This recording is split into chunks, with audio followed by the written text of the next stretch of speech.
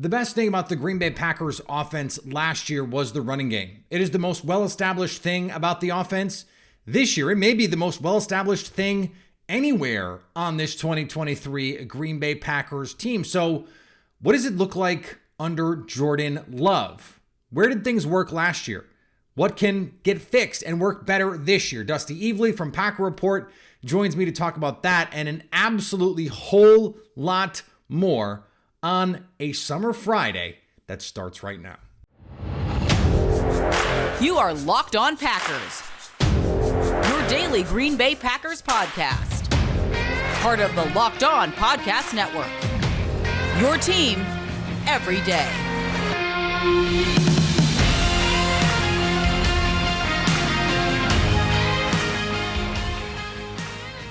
You are Locked On Packers, part of the Locked On Podcast Network, your team every day. I'm Peter Bukowski, and I cover the Packers for The Leap, a newsletter I would love for you to subscribe to. Follow me on Twitter, Peter_Bukowski. Follow the podcast on Twitter, Locked On Packers. Like us on Facebook. Subscribe to the podcast, iTunes, Spotify, Google Podcasts. Wherever you find podcasts, you'll find Locked On Packers, the #1 Packers podcast on the internet, and the show for fans who know what happened. They want to know why and how. The why and the how going to be big on today's show with our pal Dusty Evely from Packer Report, my old colleague there. Today's episode, though, brought to you by our friends at Birddogs. Go to birddogs.com/lockedonnfl for a free Yeti-style tumbler with your order. They are full in my closet. I have Birddogs all over the place, and you should go check them out. So we have this great conversation with Dusty coming up. He wrote a really interesting piece for Packer Report about runs in the shotgun versus under center. It's just a jumping off point. Like, I know that sometimes these interview series, they can get really into the weeds on football concepts. We're going to certainly do that. But I want to take some broad conversation turns as well. Talk about Jordan Love, talk a little bit about the defense, though the offense is sort of Dusty's raison d'etre, if you will. So a lot of really good stuff, I think, upcoming with our pal Dusty. Let's get into it. Joining me now, can't believe he's joining me now because I'm like the least cool person he's talked to in the last week on a podcast. Dusty Evely from Packer Report, our old pal. Dusty, sorry, I'm not mean at Kimes. Let's just start there. Few are. That's true. Very, very few, in fact. One of the reasons why I wanted to have you on is you always have these tweet threads that like hit my brain like lightning, and you wrote a piece the other day for Packer Report about this idea of running more under center, and I want to sort of use that as a jumping off point to discuss this offense and what it's going to look like with Jordan Love. You went in with an expectation of finding something in the shotgun versus under center split. What did you go in expecting to find versus what did you actually find? I mean, I'm a sheep, man. I thought I was going to go in what the popular narrative is. What the popular narrative is, it's old school pound the rock football stuff, right? It's you run the ball better if your quarterback is aligned under center. And so I looked, and I mean, that's been a narrative for a while. And that's been a narrative certainly with AJ Dillon, was he's a big back. And I mean, this, I've been shouting about this back to like Eddie Lacy. Like, why would you line up Eddie Lacy in the backfield in shotgun? Because his first step is horizontal. You don't want his first step horizontal. You want his first step north-south. Right. So I expected to go in and find, like, not wild splits, but I certainly expected to find that the Packers ran the ball better while they were lined up under center, and they did not. Like, it was, I can't remember what the splits were exactly. Dillon's were close. I know it was 4.4 under shotgun and 4.3 under center, but still, like, some people, you expect like a 1 yard disparity sometimes, and he was actually slightly better under shotgun. So that's what I thought I was going to find, not hope to find, because I was kind of curious, which is why I'm kind of running some of the stuff in the series. But yeah, I kind of expected the splits wouldn't be insane, but they would run better from under shotgun or run better from under center. And then I ran the numbers, and that's not actually true at all. So when you think about like the why of that, the stat for the last few years in the Aaron Rodgers, Matt LaFleur offense has been, well, that's because Aaron Jones runs into some of the lightest boxes of any player in football. In fact, he faces the loaded boxes, eight players or more I think bottom 5 in the league over the last 3 years. Mm-hmm. The question I think that we have to answer now is how much of that changes with Jordan Love and how much of that is this pre-snap RPO. We can't answer that until we see it, right? But how do you expect defenses to change the way that they face these teams? And then what is the counterpunch for the Packers? I mean, we've seen even this past year, we saw the RPO game, and I think we've talked about this. Maybe the last time I was on, we talked about the RPO game and kind of defenses kind of baiting the Packers. You get that overhang defender kind of cheating into the box, but knowing I'm sprinting out underneath that bubble as soon as the ball is snapped, because you can kind of play that. Like, I think we are probably going to see maybe that guy who is, typically I say overhang, it's between tight end and the slot, typically kind of a linebacker or hybrid safety or something. I think we're going to see them sneak into the box, especially early in the season, as a kind of, listen, you probably want to run, you want to ease this guy in, we're not going to let you. So I would expect heavier boxes regardless of who they have. And part of that, I think, is wide receiver group, right? I mean, Christian Watson could be a star, but right now it's more dreams than reality. I mean, he showed what he can do, but we haven't seen it consistently. Dobbs, I was shocked. I looked at Dobbs's numbers, like advanced numbers yesterday for something unrelated. His DYIR and DVOA were like 80th in the league for qualified receivers. Like I was like, oh, he's going to be like pretty good. He did not grade out particularly well. And so I think you don't have a proven group of those guys. And the tight end is even less proven. I think you say, okay, we're going to stop your running backs till you prove we don't have to. So you could even go shotgun spread. And I still think they're going to try to, they'll just man you up on the outside. I think maybe shade a safety over Watson to kind of keep track of that, but I don't think they're going to be scared coming into this year. So I think that's going to change. I think we'll see more loaded boxes. We'll do this until you prove you can beat us in the air. So I found that the numbers, the shotgun runs, they average almost 5 yards an attempt, 4.9 yards per attempt. That's 6th in the league. That's really good. Mm-hmm. Under center, it's 4, which is still a fine number. That's 14th in the league, but we're talking about a full yard difference. That is a pretty big difference. It's a difference between a really good running team and an okay running team. Mm-hmm. This brings up, I think, a fascinating question. And George Kittle, I know you saw this because I saw you comment about it on Twitter. George Kittle, on with our pal Kevin Clark, was talking about how Kyle Shanahan will call plays just to burn them, just because he knows it's going to set up play action. It's not something you went into in your article, but like, I talked about this on my show. Do you think there's wisdom this year in the Packers saying, look, we know our under center run game is not as good as our shotgun game, but if it can get us to these other things, that's actually really beneficial in the aggregate for our offense? Yeah, honestly, it set me spiraling. That article is a little late coming out because I went down like this deep rabbit hole of like, if this then that, and trying to find them like where, because the under center numbers for play action were way better than shotgun. And I went into like, I come from a finance background. I was like, well, where's the break even analysis of play action? But then you go into that and you're like, well, then if you do that, then you have to do this. And so, I mean, I do think, so Kittle talked about that. I think that's something a lot of teams do. Like there's things, or at least in this tree, right? I'm kind of pissed when I'm talking about this after, July 10th. I know Jordan Rodriguez just talked about she's doing like that play caller series, and they're going to get in depth in that. But I think that the thought process for a lot of those guys is roughly the same. Like it doesn't matter what this play does. We have to do this to do these other things. So, I mean, Kittle mentioned that. And I was like, well, yeah, I mean, that was cool hearing that from him. To me, I don't think that was anything earth-shattering. I think that's something the Packers have been doing. I think that's something a lot of teams there have been doing. They don't talk about it because you don't go into your press conferences and go, we knew those 4 plays were going to be terrible, but we had to do it to set up this other thing, because sometimes that other thing doesn't work, quite honestly. You'll see him set up something, and then the receiver falls down on the big one, or it's covered up. And like, well, then you don't want to say, we burned 5 plays. We burned a certain percentage of our plays and we didn't make up for it. So they're not going to say that, but I mean, that is something they do already. And I think certainly it's something they're going to do this year. Yeah. Yeah. How many times did we hear at a Matt LaFleur press conference or an Aaron Rodgers press conference after a game go, yeah, we had a lot of stuff we just didn't get to. Mm-hmm. And those are usually the things that they're talking about. You run the play enough times so that they bite on whatever the action is off of it, and then you get your big play. Well, if you're constantly in 3rd and 8, or you're constantly in 2nd and 12, it becomes much more difficult to do that. So I find that part of it really interesting. Also, thank you very much for the wonderful plug. Jordan Rodriguez is going to be on the Locked On Packers podcast next week, talking about her experience talking to all of these coaches. Everyone, please keep on the lookout for that. That your check is in the mail, Dusty. Thank you so much. Appreciate it.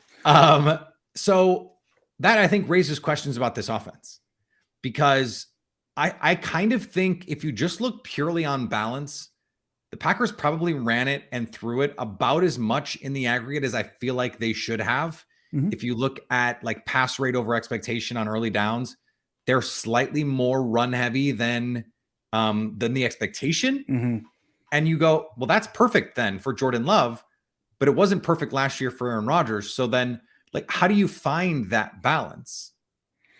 That's a trick, right? And that's what I was trying to do again with some of the break even stuff is, okay, if you're gaining a full more yard running out of shotgun than you are from under center. But I think the play action stats were it's 1.5 yards more per under center drop back play action than it is from shotgun play action.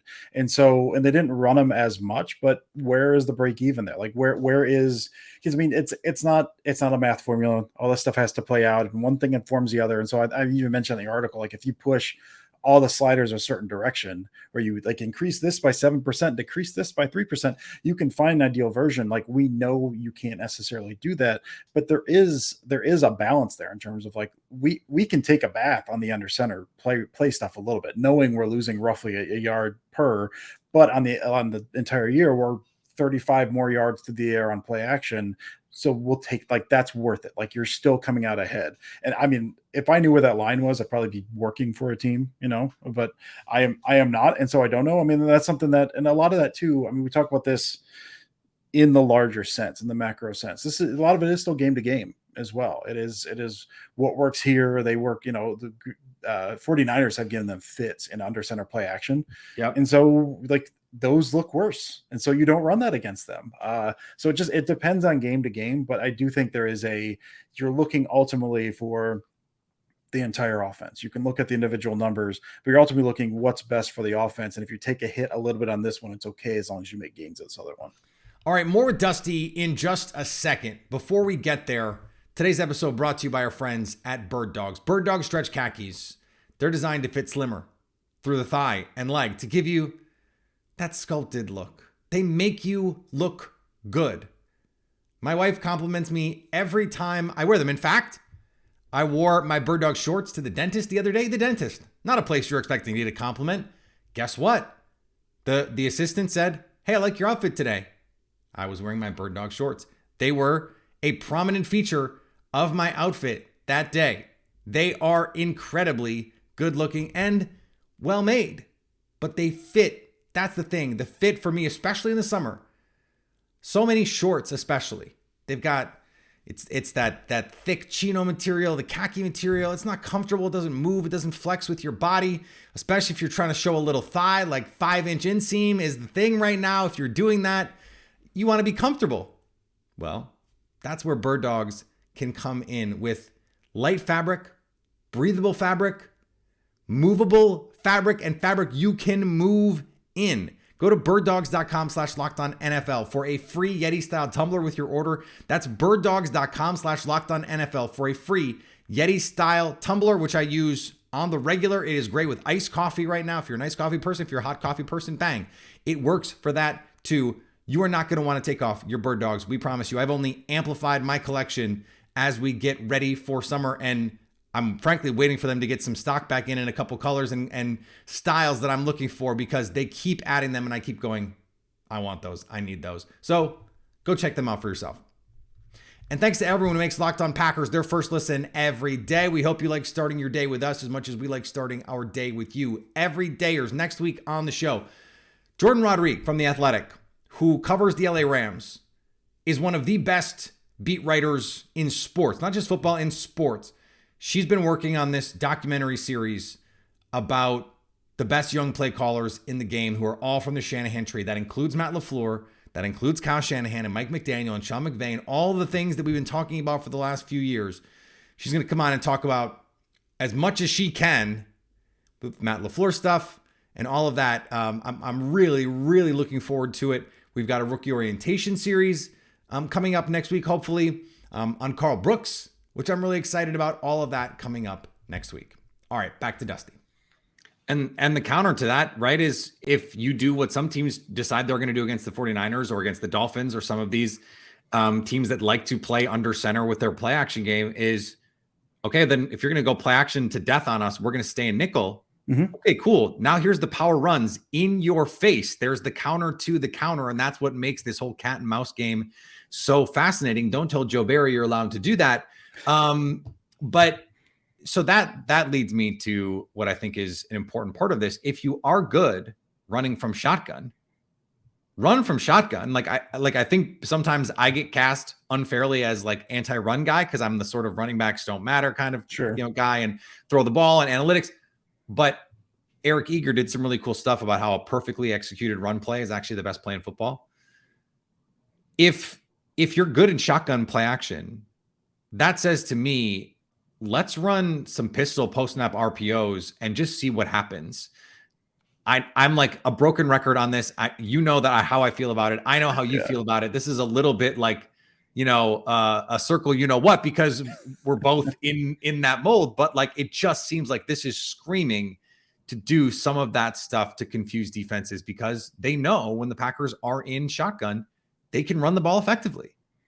Yeah. No, I mean, I kind of wonder how much more they would have leaned into it. So they had some issues defensive line or offensive line last year. Yeah. Some of the more power especially stuff early in the year. Oh my gosh. And like they wanted to get to some more, the pin pull stuff I think was good all through the year, but they wanted to get some more targeted pulling stuff and it didn't work. But then they found kind of a nice little mix of kind of wide zone and then using tight ends to pull it to attack different areas later in the year. And I think if you can get back in there, which listen, I am team Josiah DeGuara here. Josiah DeGuara was a huge part of that.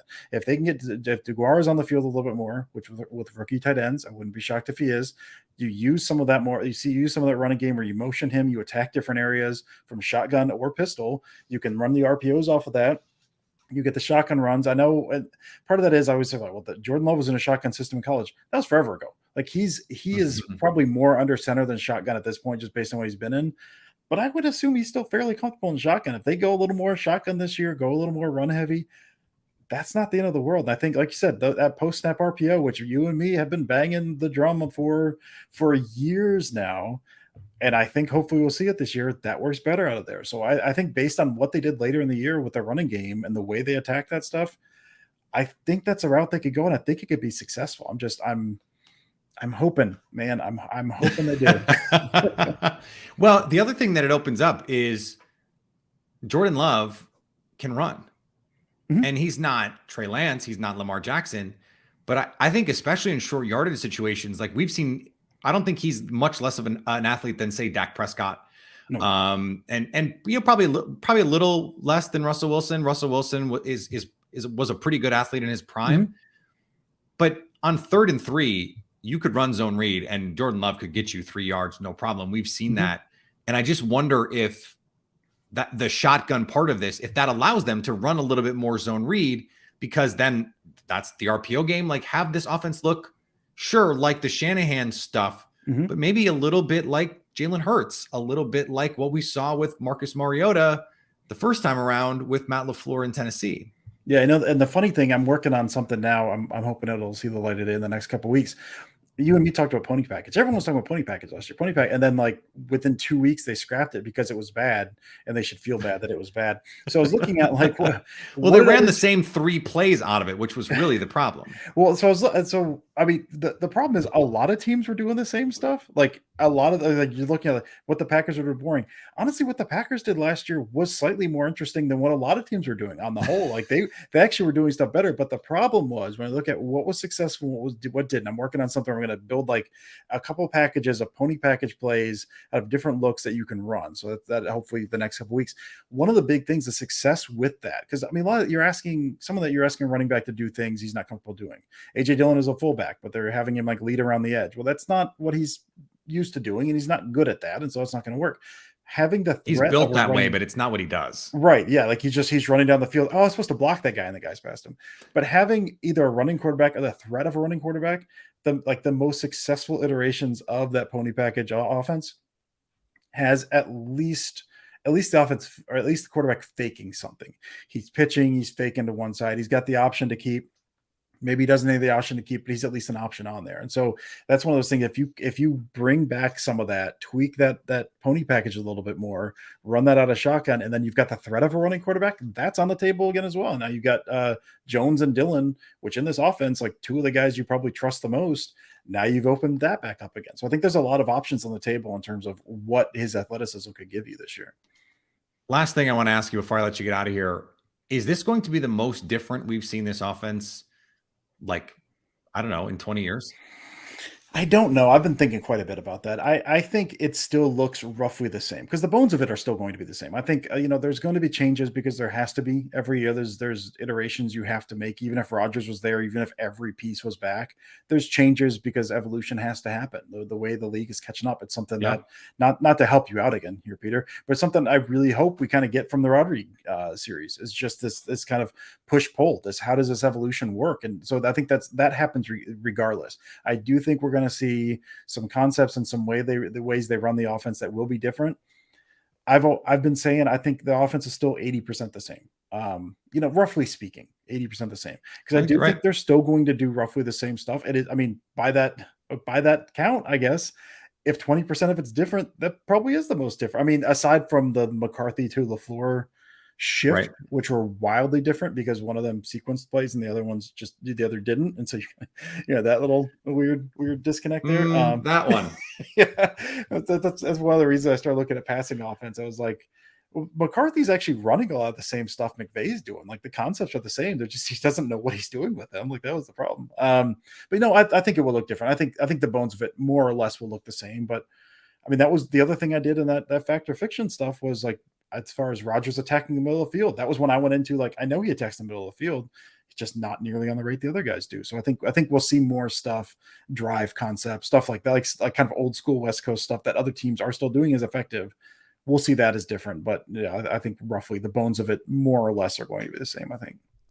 All right, we're going to finish up here with our pal Dusty in just a second. Before we do, thanks to everyone who makes Locked On Packers your first listen every day. We hope you like starting your day with us as much as we like starting our day with you. Everydayers, come check out what we're doing at The Leap right now. A lot of exciting stuff going on. We've got a lot more fun stuff planned for the 2023 season, which I believe will be our third season already as a newsletter, which is remarkable. It has grown faster than I ever thought it could. So thanks to everyone who is already signing up. A newsletter I would love for you to subscribe to. And then check out Locked On Sports today. We had the NBA draft last night. A ton of great stuff on the show today from our broad range of experts from around the NBA. We have the best network of local experts anywhere. So go get caught up on everything from around the sporting world, Locked On Sports today. All right, let's finish up. Yeah, no one thought that the Jordan Love in Kansas City game was that different from an Aaron Rodgers offense. The Jordan Love against Detroit was not that different. And the Jordan Love against the Eagles, they were in empty that whole fourth quarter. Yep. That was all Aaron Rodgers stuff. So part of that is by design, but they could have had him under center doing it because they weren't going to come back and win that game. They could have just run the offense, but they said, no, we're going to go empty and let Jordan Love cook. And by God, he cooked a little bit, right? He made a little something. They didn't make a full meal, but they did. He made something tasty. So, and I think people are going to be mad, but then you'll probably look at the numbers and go, there's no reason to be mad at this. This is their best option for them, I'd imagine. I don't know why if it works, I don't know why you would be mad, but I'm really excited to see it. This is I think for people like us who like to nerd out over all of it, and get into the weeds on it and have the numbers spinning in front of our eyes as we try and fall asleep at night. This is going to be a really fun season. So Dusty, I appreciate you having the time here to come on and elucidate some of this stuff. We'll talk soon.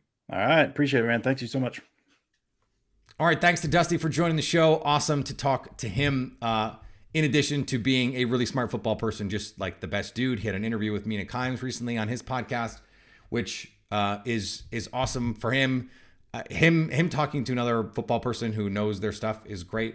Fun for me to listen to, and I just love talking to him. So that's why he comes on, I don't know, a frequent amount. He's been on this show as much as almost anybody, maybe save Jason Hirschhorn.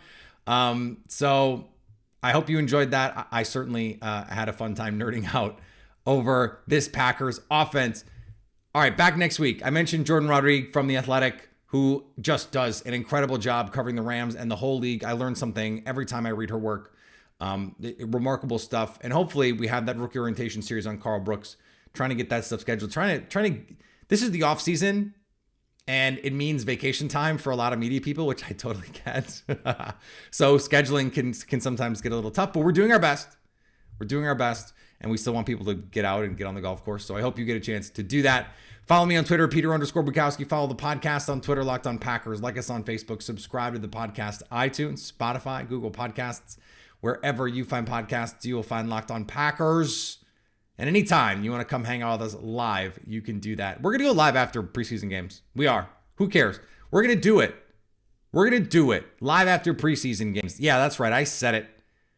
So you can stay Locked On Packers.